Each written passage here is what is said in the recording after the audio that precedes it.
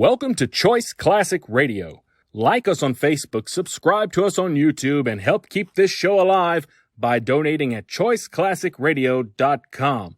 For more of your favorite old-time radio shows, join us on our companion podcast, Choice Classic Radio, Mystery, Suspense, Dramas, and Horrors, where we bring to you the most mysterious tales that the golden age of radio had to offer. And now, with over 167 episodes broadcast on NBC Radio from 1949 to 1953, we bring to you Dangerous Assignment. The National Broadcasting Company brings you Brian Donlevy as Steve Mitchell in Dangerous Assignment.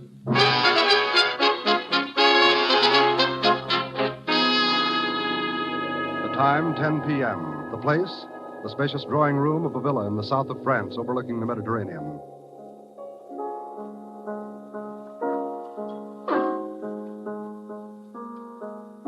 A stout man in a velvet dressing gown sits at the piano, his stubby fingers gliding expertly over the keys. Come in, Philippe.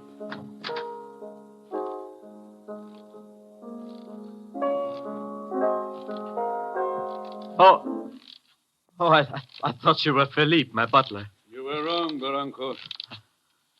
Who are you? And how did you get into my villa? I'm called Dominic, and I walked in. But what do you want? Only a trifle, Barrancos.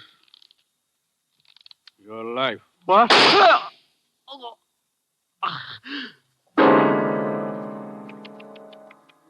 Such a discord.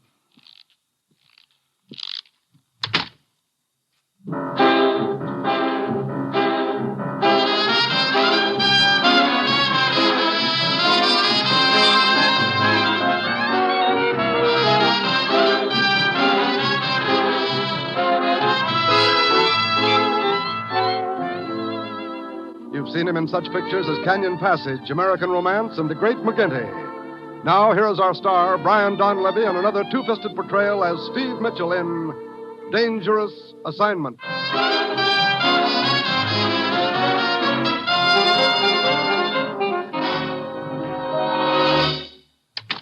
Well, here he is, Commissioner. Guess where I found him? On second thought, better not guess. Steve? Hello, Commissioner. Well, where am I going this time? Paris. Paris. Hey, what was her name now? Don't count on that, Steve. And no horse races either. This isn't a pleasure trip. It's strictly business, and dangerous business. I might have known. Okay, Commissioner, let's have it. Steve, last week a man fell down an elevator shaft in Bombay. Died instantly. 5 days ago, a private plane crashed near Stockholm. The owner also died instantly. Oh, so there have been a couple of accidents around the world. What's that got to do with me? We thought they were accidents at first, but night before last, a third man was murdered in his villa in the south of France, shot to death while sitting at his piano. Can anyone play that bad? Steve, there's a tie-in between these three men, one that's tremendously important to us.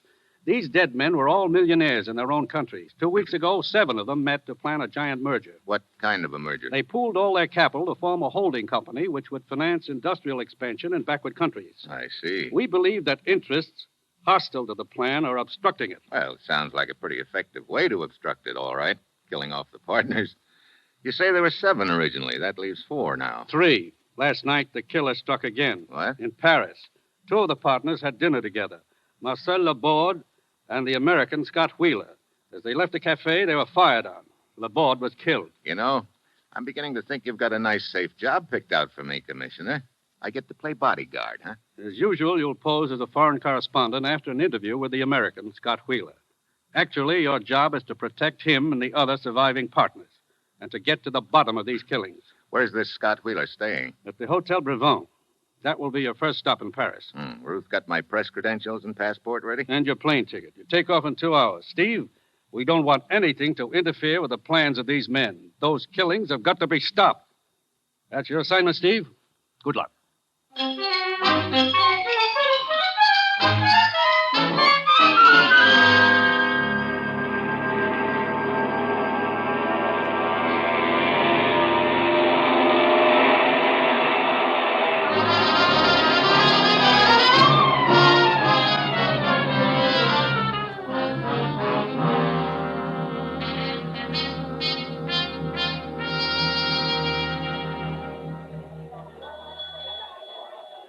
Welcome to Hotel Brabant, monsieur. What type of accommodation would you prefer? I'll let you know later. Right now, I'd like the number of Scott Wheeler's room here. I beg your pardon. Hello. You wish to see Mr. Wheeler? That's right. May I ask your name? You may. I'm Steve Mitchell. I'm a foreign correspondent. Hello. I'm Martha Vaughn. May I see your credentials? Your press credentials. May I please see them? Yes, I guess so. I don't quite understand. I'm Scott Wheeler's secretary. Oh, sure. Here they are. Thank you, Mr. Mitchell. It's just that we don't wish to take any chances, particularly after the recent attempt on Mr. Wheeler's life. Matter of fact, that's what I want to interview him about. Oh? All right. I'll take you up to his suite, if you don't mind. Should I mind?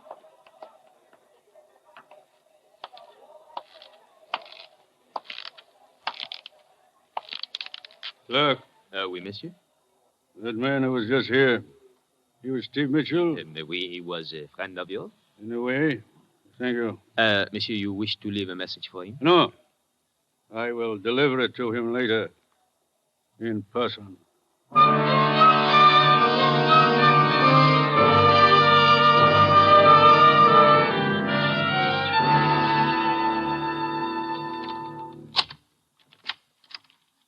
Go on in, Mr. Mitchell. Thank you. Hello, Martha. Oh, Mr. Wheeler, this is Steve Mitchell. He's a foreign correspondent from the United States. Hello. Glad to know you, Mitchell. Meet my associate, Gordon Hemsley. Hi. How do you do? Well, I'll be running along, Wheeler. Ring me up as soon as Voorhees arrives, will you? Okay. Good day, gentlemen. Well, what can I do for you, Mitchell? Well, I believe he'd like a story about the shooting night before last, Mr. Wheeler. That's right. There's not much to tell. Laborde and I had dinner together, took a walk afterward. Laborde felt like a cognac, so we stopped in a little place called La Patate. La patate. Yes. That's slang for potato, isn't it? Yes. They think of some strange names for their bars. Anyway, we had a drink and left. Just as we went out the door, I heard some quick footsteps behind us. I started to turn around. The next thing I knew, one bullet whistled by my ear, another one hit Laborde and killed him. I see. I'd like to take a look at this bar where the shooting took place. La Patate? Yeah. Where is it? Well, it's sort of a hard place to find. Martha, why don't you show Mitchell where it is? All right with you, Mitchell? I can't think of a guide I'd rather have, Mr. Wheeler. Thank you. I'll try not to get you lost, Mr. Mitchell. Would that be bad? Come on.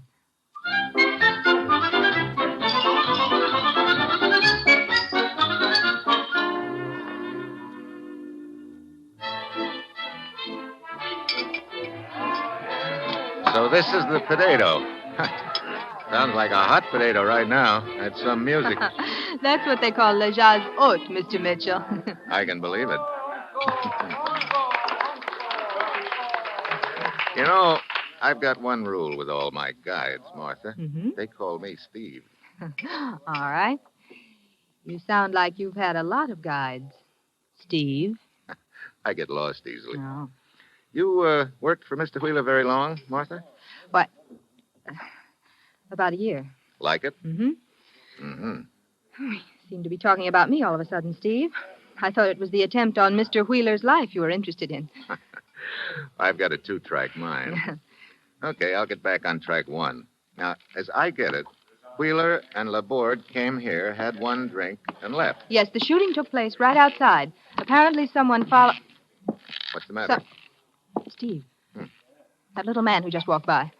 What? Oh, the gent with squeaky shoes? What about him? Well, I've noticed him hanging around the lobby of our hotel lately. What? Yes, and night before last, just after Mr. Wheeler and Laborde went out to dinner, he left too. Hey, maybe we should have a talk with him. Steve, look. He saw us watching him. He's going out the front door. Come on. I wonder... What? Nothing. We'll talk about it later. There he goes in that cab. Come on. There's another cab over here. Yeah. Driver? Oui, monsieur. Taxi cab, huh? Yeah. That cab, hightailing it down the street. Don't let it out of your sight. Let's go.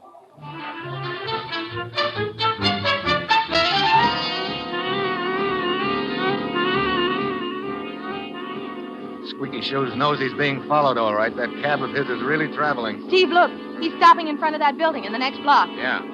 He's running inside. Driver, pull up behind that other cab. Oui, monsieur. Hey, what kind of a building is this, anyway? What? It's a museum, Steve. Museum? Okay, we'll look inside.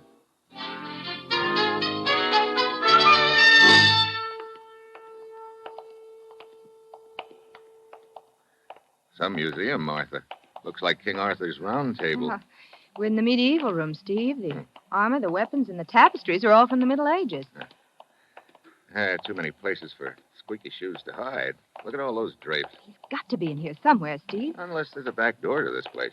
I didn't think of that. Boy, these suits of armor really must have been comfortable on a hot day. Look at the battle axe with this suit. Yeah, reminds me of a lot of old mother-in-law jokes. Well, come on, let's go. Oh, Steve, watch out! Huh? The armor, the battle axe, it's falling. Hey! Steve, you all right? Yeah. I almost got a haircut the hard way. Look, help me get this tin tuxedo off me. Oh, yes, of course. Yeah. Somebody behind the drapes shoved it over. He's probably long gone by now. Well, come on, Martha. Let's go back to Wheeler's suite.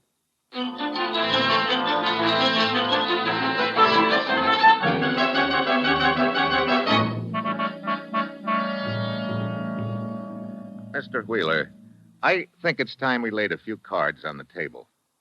I'm not just after a story. I've been assigned to investigate these killings. Here are my credentials. I see. Mr. Wheeler, in that case, I'd better tell Mr. Mitchell what I was going to tell you. What do you mean, Martha? The little man with the squeaky shoes. Yesterday, I saw him at the door to Mr. Hemsley's suite, like he'd just come out. What? You sure about that, Martha? Later, I saw him go into a rooming house across the street.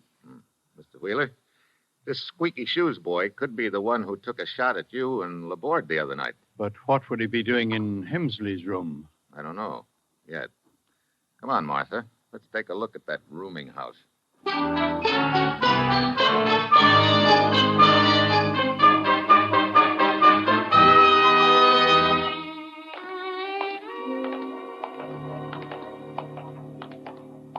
think this is it, Steve. Looks like a real dive, doesn't it? Yeah. But at least it's a convenient location just across the street from Hemsley's hotel. You think there is some connection between them, Steve? Let's go in.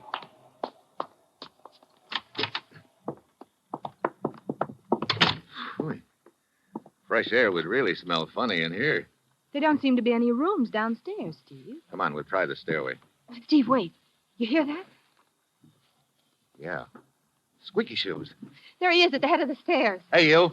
Wait a minute. I want to talk to you.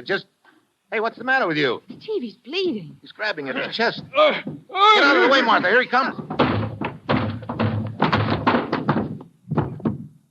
Holy smoke. Steve, is he still breathing? Not anymore.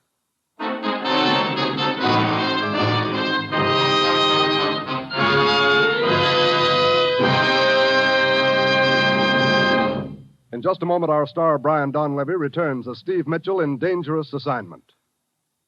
Today, the armed forces of the United States are concerned with hundreds of contributions to the activities of peace. America's forces are scientific forces devoted largely to the training of scientists and technicians, specialists in the techniques that make for better living in peacetime. Yes, America's armed forces constitute the world's greatest scientific enterprise. And to man that enterprise, the services are seeking suitable trainees capable of profiting from education and capable of leadership and responsibility. For the right men, the armed forces offer a whole world of technical training, training for the service and for the future. So if you're thinking of an active career, an educational career, a vital career, think of the armed forces of the United States.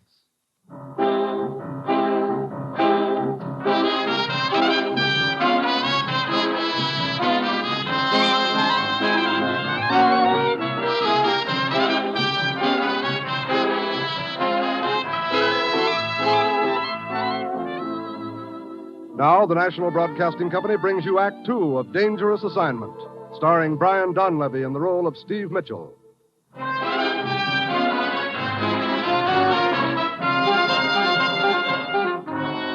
The time, 30 seconds later. Steve and Martha have run up the stairs and are searching the dead man's room. Nothing here that I can see, Steve. Killer must have gone out the window, Martha. Still open. Well, let's go on back. Steve. Looks like the doorway is occupied.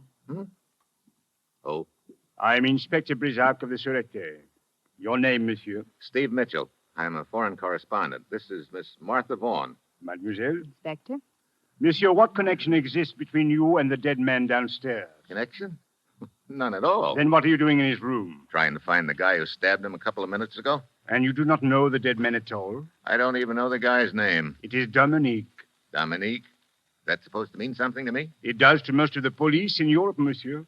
Dominique was a hired killer. Oh? You happen to know who his last boss was? No, monsieur, but we had heard Dominique was in Paris and had trailed him here. As you see, a few moments too late. Yeah. Well, look, Inspector, this is all very nice.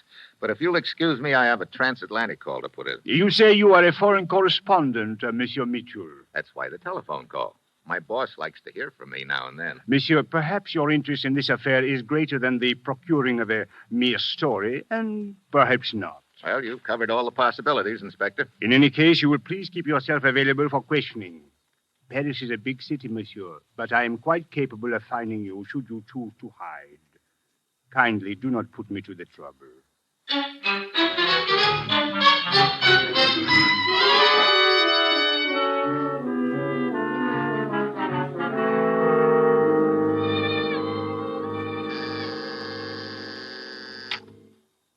Yes, Ruth. It's Steve calling from Paris, Commissioner. He's on the line now. Good.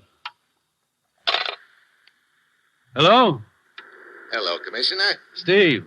How are you doing? Who knows? A few hours ago, I had a near miss with a battle axe. What? Oh, no one you know. Now, Steve. No, I mean literally, Commissioner. I had a hot lead for a while, a hired killer who needed a new pair of shoes. His name was Dominic. Was? Yeah. Somebody with a sharp knife beat me to him. Any other leads, Steve? Well, there may be a tie-in between Dominic and the Englishman, Gordon Hemsley, What? one of the partners. Yeah, that's right. Nothing definite on him yet.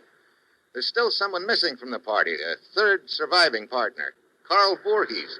He's supposed to arrive from Amsterdam tomorrow. Tomorrow? Why, Steve, we have information that Voorhees has been in Paris for 2 days.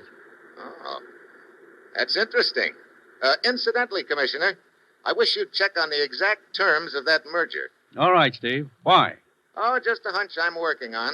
Cable what information you can get to me at the Hotel Brabant. I'm on my way back there now to talk to Wheeler again.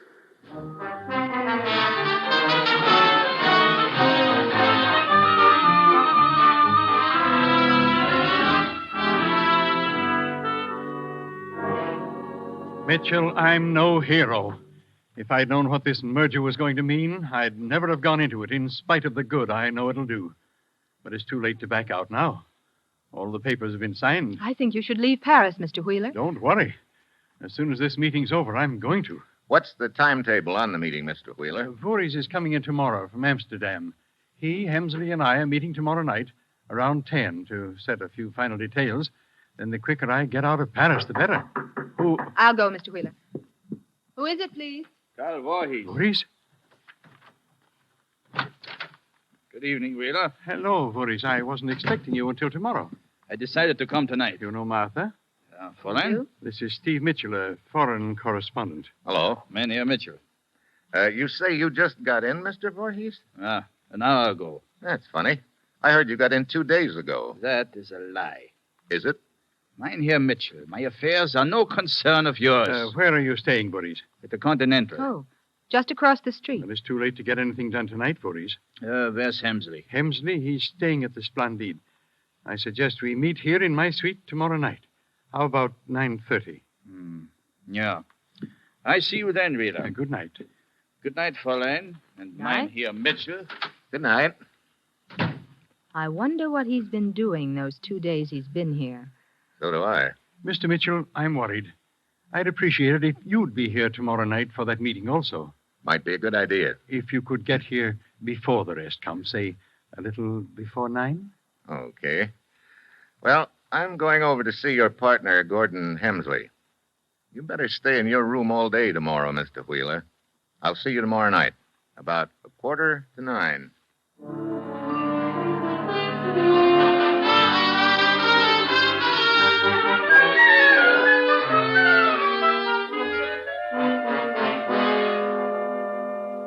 Really, Mr. Mitchell, I can't say I relish being disturbed this late at night, just because you want some sort of silly interview. Well, I'd like at least to get a statement from you, Mr. Hemsley. 7 of you put through a merger. So far, 4 partners have been killed. That leaves just 3 of you. Yourself, Wheeler, and Voorhees. Oh, I'll get it, Mr. Hemsley. Righto. Very well, Mr. Mitchell. I'll give you a statement. This merger will accomplish a great deal of good. I personally intend to carry it through regardless of threats or any consequences to me. Speaking of threats, can you throw any light on the death of a hired killer named Dominic? Dominic? I don't know anyone by that name. Don't you? He was seen outside your room shortly before he was killed. Why, Mr. Hensley. Yes? It's Voorhees on the telephone. He said when he was here this afternoon, he forgot to ask... Voorhees here? Never mind. I'll take the call. You have your statement, Mr. Mitchell. Would you please excuse me? Sure. And thanks. See you around.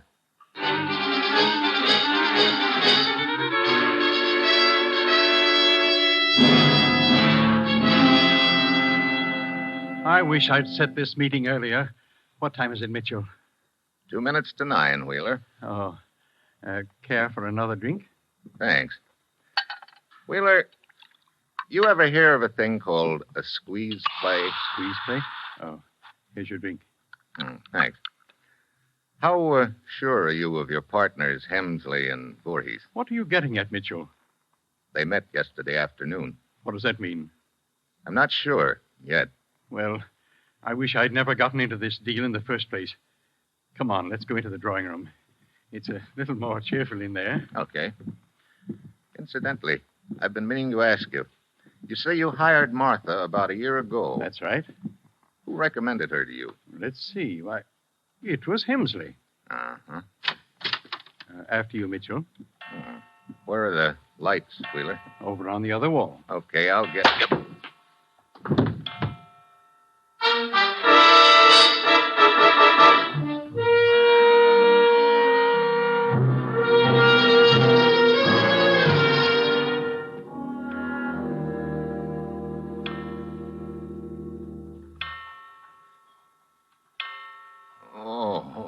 Oh, my head.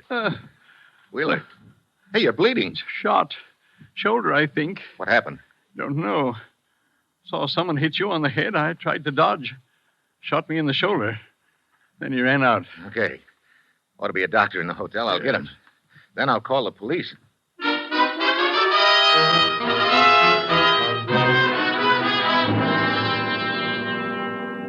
Monsieur Mitchell, once again I find you at the scene of a crime. Believe me, Inspector, it was not my choice either time.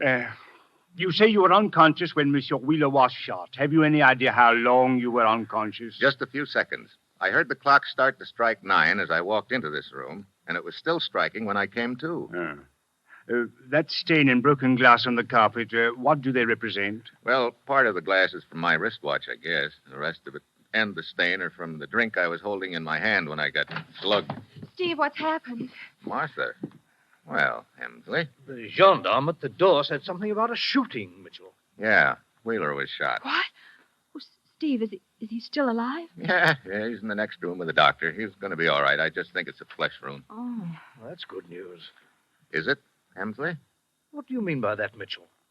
Skip it. Permit me, I am Inspector Brisac of the Sûreté. Did you two come over here together? Why, no, we just happened to arrive together, Inspector. I see. My room is just down the hall. Permit me to inquire as to your movements for the past hour. Why, I was in my room reading. And Mademoiselle has a witness? What? No. And you, Monsieur Hemsley? Wheeler had scheduled a meeting for 9:30. I waited in my hotel until it was time to come over. Then I came over. So? Incidentally, where's Carl Voorhees? Why, I expected to find him here for the meeting. I will answer. Brisac speaking. Oui, Giraud. What is that? So. You are sure of the time? Merci. At 9 o'clock, Monsieur Voorhees called room service for some ice. When the boy arrived, 5 minutes later, he found Voorhees with a bullet through his heart.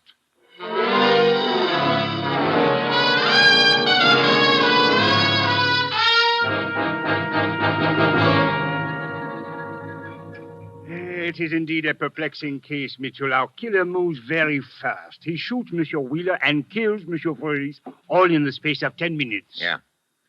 Of course, Voorhees lived just down the street from Wheeler. Oh, it is my turn to buy the drinks, monsieur. Oh, I've still got some here. I think I'll just have a little ice in it. As you prefer. Hey, Monsieur? how long has it been since our last drink? 20, perhaps 30 minutes. Yeah. Look, Inspector, you asked me about that stain on the carpet of Wheeler's drawing room. I said it was broken glass and liquor. That is correct, Mitchell. Was there any ice on the carpet? No, there was not. Inspector, half an hour ago, I got a cable from the commissioner. Here, take a look at it. Terms of merger such that in event of one partner's death, his voting interest passes to survivors. Mm-hmm. Now, if you'll round up everyone in Wheeler's room in a few minutes, I think I can deliver you one grade A killer.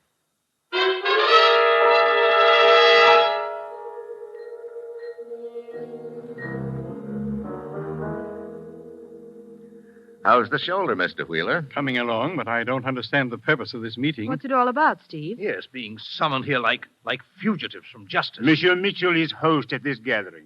He will explain. And I'll make it short. The person who shot Mr. Wheeler in the shoulder and killed Voorhees is undoubtedly the same one who hired Dominic to kill the other partners. You mean one man's behind this whole thing, Steve? One man. Or woman, Martha. Hmm? I'd like to show you how that killer arranged the shootings tonight.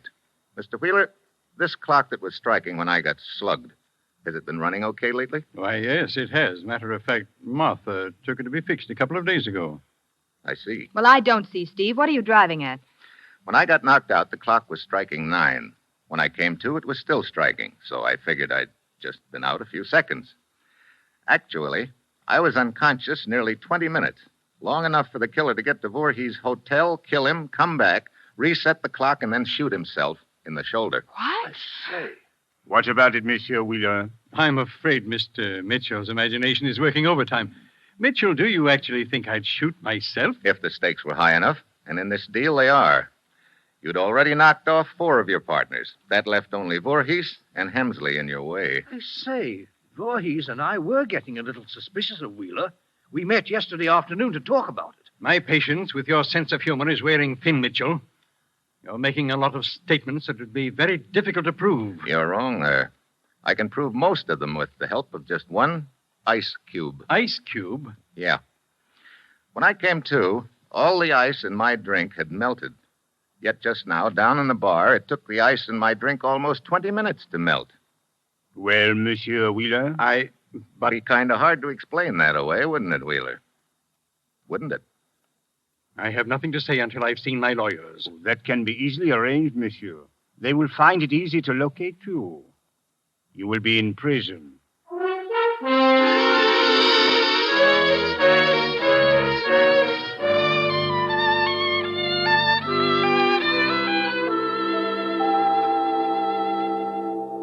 Going to have some time to play in Paris, Steve? I'm afraid not, Martha. Too bad.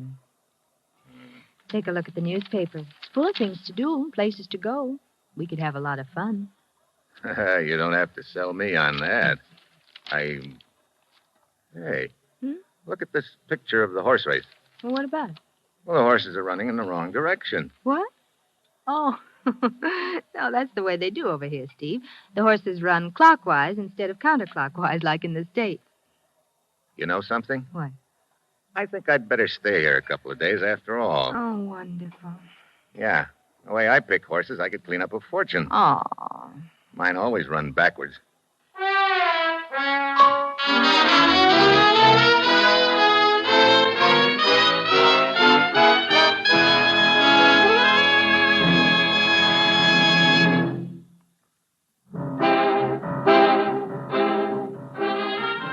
You have just heard the 5th in an exciting new adventure series, Dangerous Assignment, starring Brian Donlevy as Steve Mitchell. Dangerous Assignment is written by Bob Reif and directed by Bill Karn, with music by Bruce Ashley. Be with us again next week at this same time when Brian Donlevy, starring as Steve Mitchell, will embark on another Dangerous Assignment.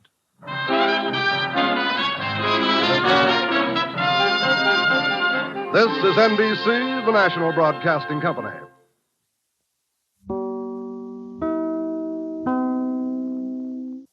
That concludes today's episode.